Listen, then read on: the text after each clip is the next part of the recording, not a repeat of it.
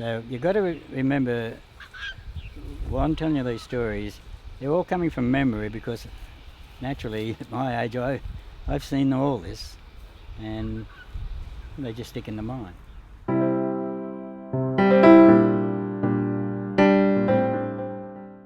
At George Street, there opposite the town hall, there used to be a taxi rank, and B, you heard about her taxi exploits?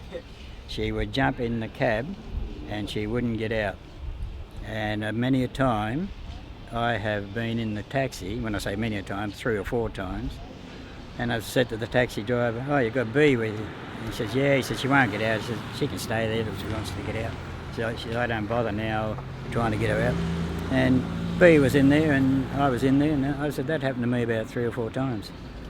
So she was a character, and as you can see by this monument here, her parents were pretty well off, because you have a look around here. It's a bit of a better one than the rest of them. And when she got cremated, it was a wonderful turnout because they had a jazz band playing. No, it wasn't Waltz and Matilda. It was When the Saints Go Marching In. And after that period of her cremation, they banned the music at the crematorium for years. That's true. It's a true story, you know. One of the duties was to keep this clean. So one of the employees, Les Holloway, he had the key to it, and he was here.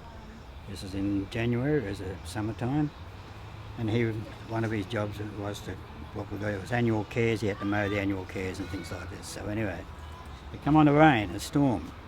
So Les had the key. He went in there, and he was fixing his mower because his mower was needed fixing. And the storm passed. It was a bit of a decent storm.